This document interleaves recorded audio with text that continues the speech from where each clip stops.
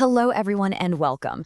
When you have concerns about your child's development, getting clear, straightforward answers is absolutely everything. So today, we're going to dive deep into cerebral palsy and provide a guide for families that's easy to understand. It all usually starts with noticing these small, quiet signs, what we're calling silent signals.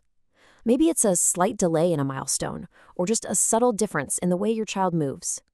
Those little observations, well, they're the very first step toward getting sound, reliable answers. And that's exactly what we're going to explore together. So, to get to those sound answers, we have to start at the beginning. We need to build a really solid understanding of what cerebral palsy actually is. Okay, so what are we really talking about? The most important thing to grasp is that cerebral palsy, or CP, is a lifelong condition that affects how a child can move and hold their body. It's all caused by an injury to the brain while it's still developing, which then impacts how the brain talks to the muscles. Now, CP isn't just one single thing. It's more like an umbrella term for a few different types. The most common one you'll hear about is spastic CP. Think stiff muscles, tight joints. Then there's athetoid CP, which is more about involuntary movements and challenges with coordination. Figuring out the specific type is a really key first step to creating the right plan for support. And here are some of those silent signals we mentioned earlier. We're talking about things like being a little behind on milestones like sitting up or crawling, or maybe muscles that feel either really stiff or kind of floppy. It could even be some unusual ways of moving. These are exactly the kinds of observations that lead a parent to say, maybe we should get this checked out. And this next point is a really, really important one. And honestly, it's often a huge relief for families. The underlying brain injury that causes CP doesn't get worse over time. Now, that doesn't mean the challenges a child faces won't change as they grow, but the condition itself is stable, and that gives everyone a solid foundation to build therapies and support from. Okay, so you've noticed some of these signs. What now? What's the next step? That brings us to figuring out when it's the right time to talk to a professional. So when should you reach out? Well, if your child is showing some of those developmental delays, or maybe had a tough start with a premature birth, or maybe you just want a second opinion for your own peace of mind. In any of those cases, consulting a pediatric neurologist, that's a doctor who specializes in a child's brain and nervous system, is definitely the recommended path. It's all about being proactive. The idea of a diagnostic journey can feel pretty overwhelming. I get that. But it's so helpful to see it for what it is, a clear, structured path to getting answers. Let's walk through what that journey actually looks like. This really lays out the whole process. It kicks off with a detailed history of your child's development, then a neurological exam. An MRI might be used to get a really clear picture of the brain. But I want you to look at those last two steps. This journey isn't just about getting a label.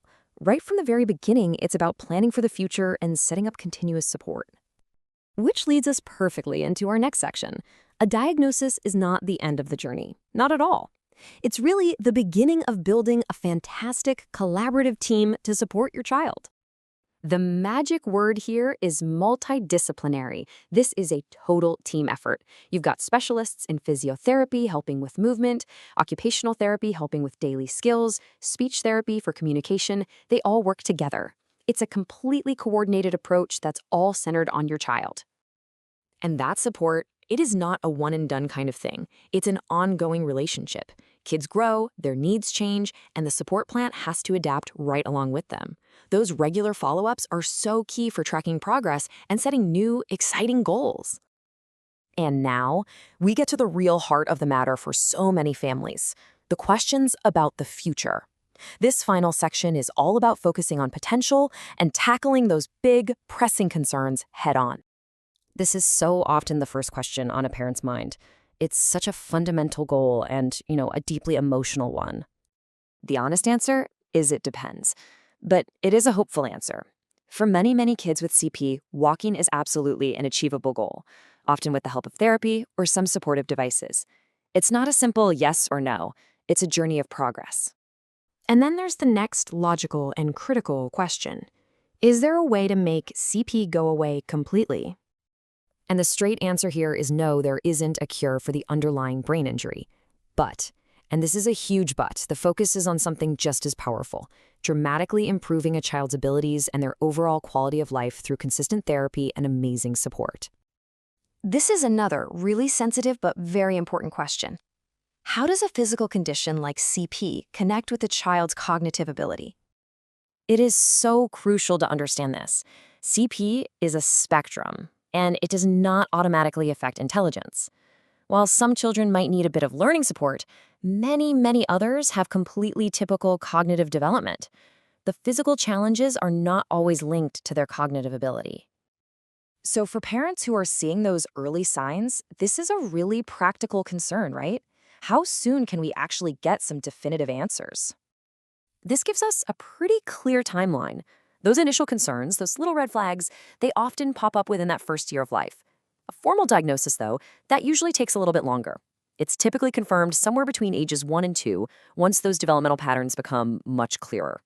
And we're going to end on this really powerful thought.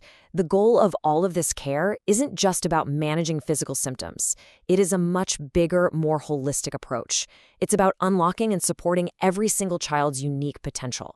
It's a message of hope, of empowerment, and of focusing on everything that is possible.